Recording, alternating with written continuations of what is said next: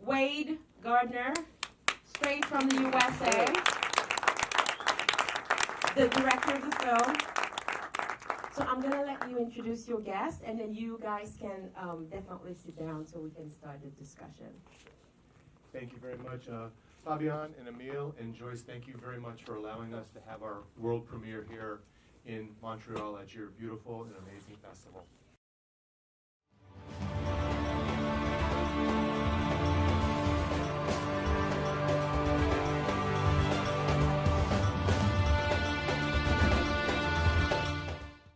This is very hard.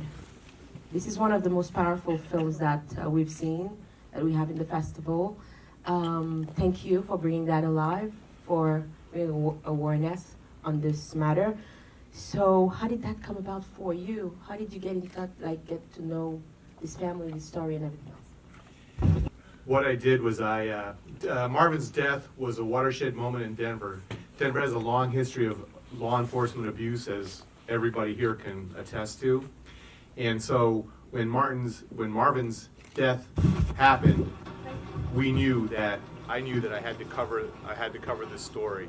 It was very important. I knew that we had to do it, and I reached out to Daryl Kilmer after the events on the stairs. I waited till after the trial, and I looked at him and I said, I would really like to cover this story. And he said, please call me in a few weeks. I need to decompress. And I did. And that's how it began. And how long from the moment you decide, you guys reached out to each other, like you get in touch, and the whole process to get the film together? 2 years. Normally it's 3. We got it done really quickly. Mm-hmm. And was it hard to raise the means for that, the money, the funding? We always come down to that. But I know it's a very, oh my goodness, very hard kind of story, so we don't think of that. But I know there's the logistics behind it to make it possible to an army of people working with you. So get us behind the scene of how you put that together. Man, there was 3 of us on the crew, on the team. And we did this film for under $20,000. Oh, wow. Yeah, we just did it. And we've had help along the way. We raised $12,000 on Kickstarter, but we weren't going to be denied. Oh, wow, that is fantastic. We need a round of applause for that. It's unbelievable. Now, the question I have, how difficult was it to get access to those, the camera footage of the prison itself, because you were kind of fighting with those same people, trying to cover things up and everything else. How did you get that? Anonymous sources. Okay. Understood. And please introduce your guests one more time, and then so we can hear them. I'll let them introduce themselves. Okay. Bonsoir, je m'appelle Murray Newman. Je suis un avocat de la famille de Bookers. Merci bien pour cette invitation. Impressive. Very much impressive. I don't know how my lawyer could speak French. Anyway, my name is Anna Elizabeth Booker Bond, and I am the eldest sibling of the Booker family.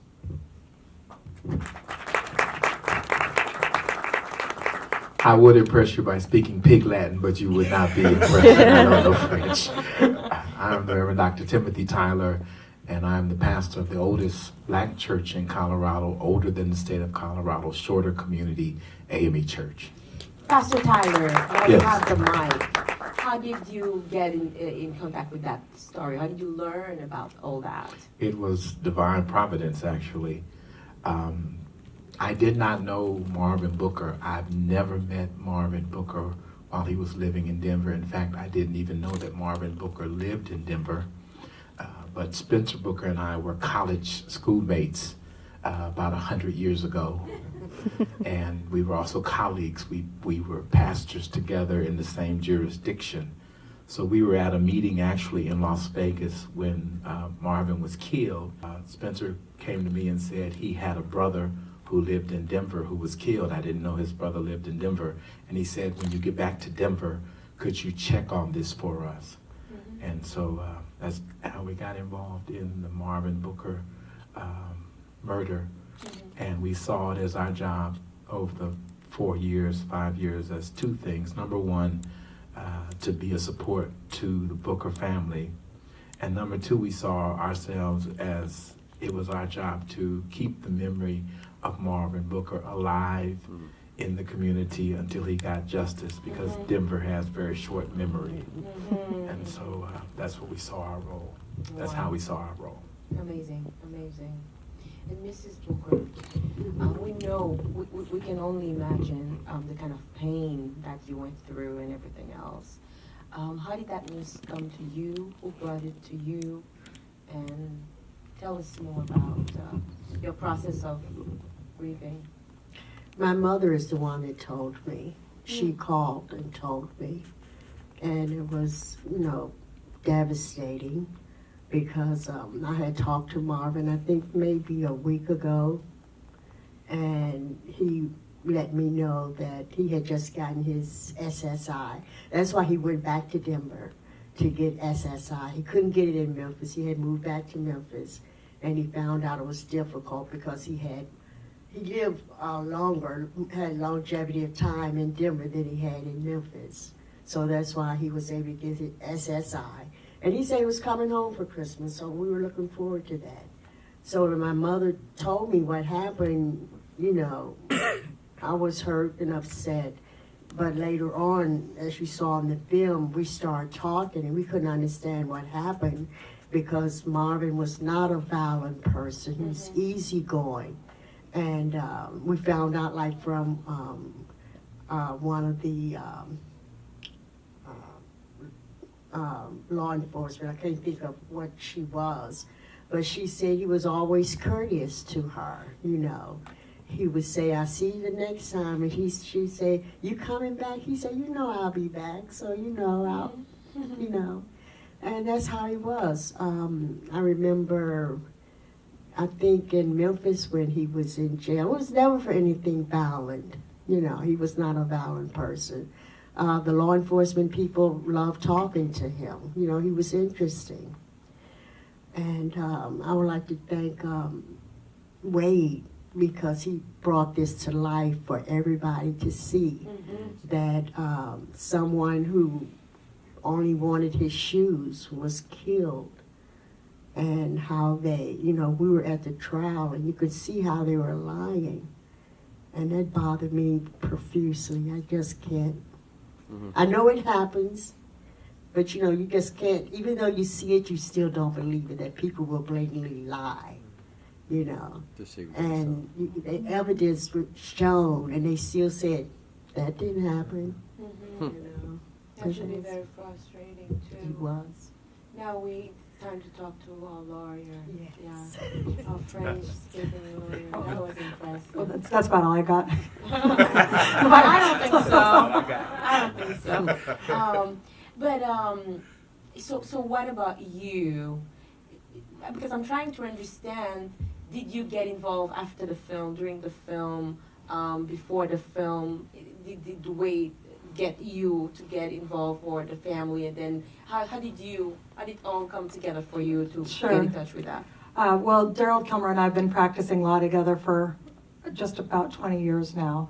So I've been a civil rights lawyer for about 20 years. He's been a civil rights lawyer for maybe about 30 years.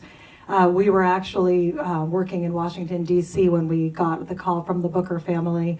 We work also on behalf of prisoners who are held in Guantanamo Bay.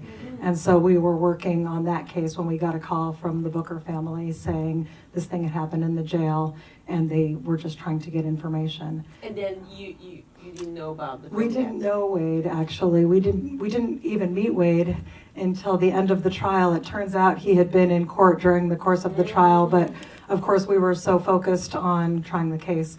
I'm sorry, Wade, but we actually... No, that works perfectly. I mean, actually, you guys were in the same, working on the same case, actually, in different ways. Right, so we were working on the case, working with the Booker family. It took 4.5 years for us to get to trial. between the time that Marvin was murdered and we finally got the jury verdict. It was a little over 4.5 years.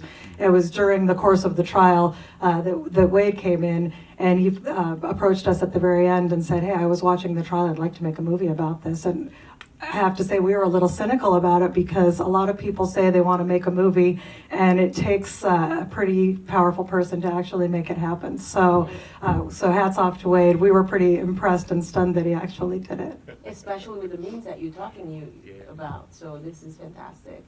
And then as a lawyer, how frustrated are you with the verdict?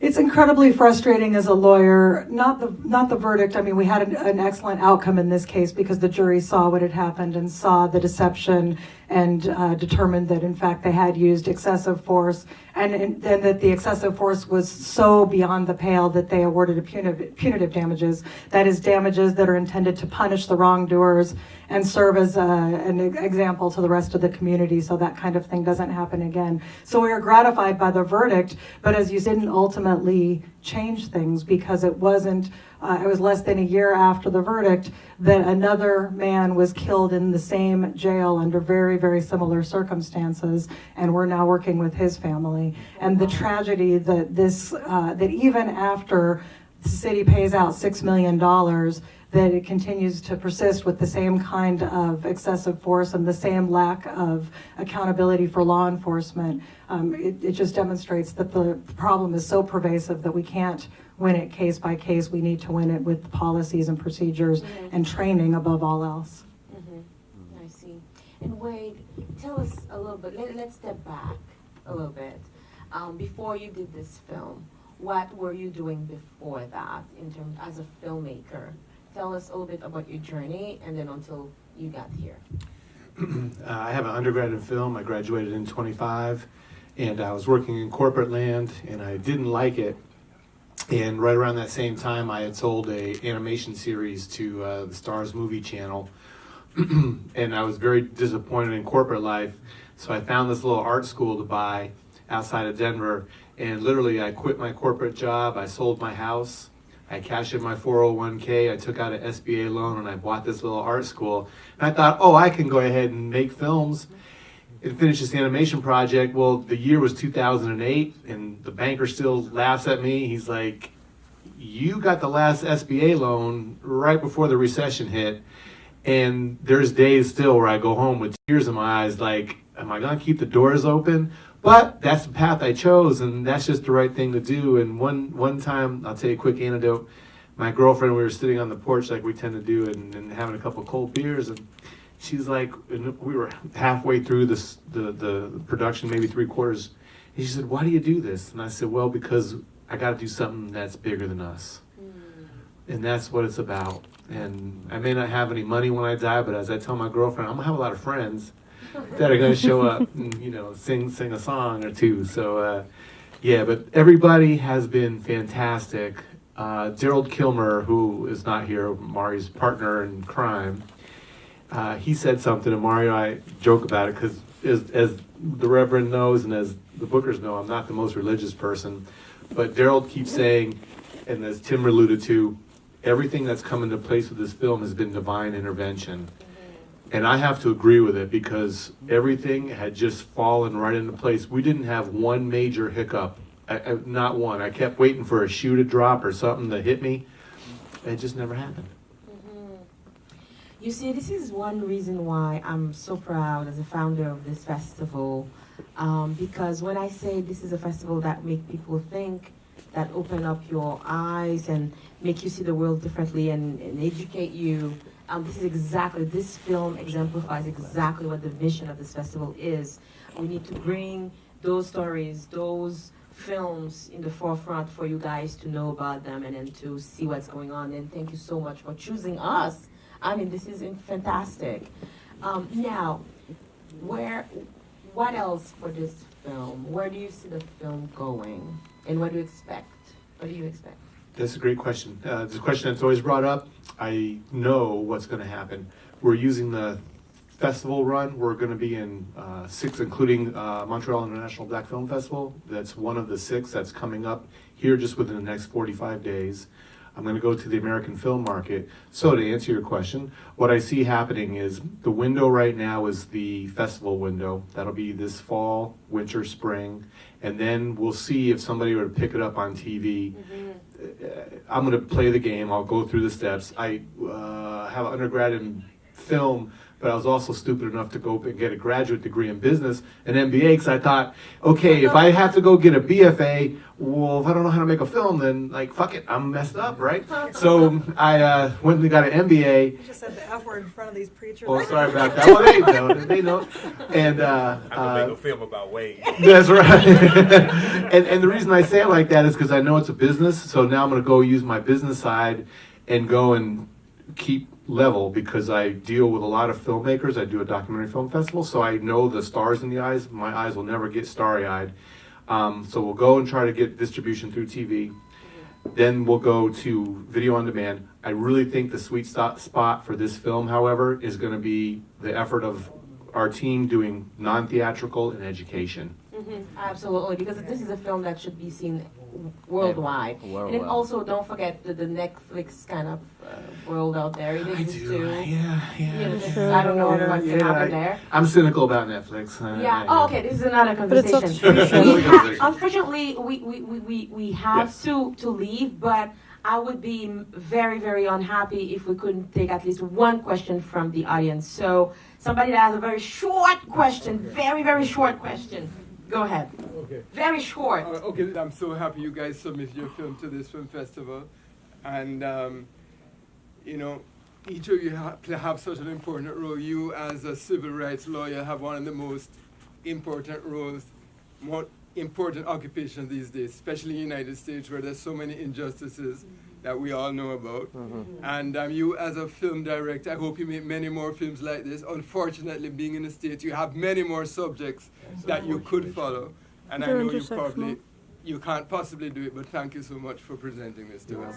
Before we go out to the lobby, and I'd be remiss if I didn't, and I don't know if anybody caught it on the news that we had here in Canada, but to tie into your answer very quickly, the film is about injustice, and we screened the film for the DA last Wednesday on the 7th anniversary of Marvin's tragic death this past July. The Booker family delivered a letter to the new DA in Denver, and on Monday or Tuesday, I guess it was, on Wednesday of this week, the DA is impaneling a grand jury to open up an investigation of the 5 deputies, four deputies, but also the 5th Gomez, to see if she can bring charges, not a death penalty charge, because that's a high burden, but probably a charge of manslaughter or obstruction of justice or conspiracy. So I just want to let everybody know that. Hallelujah!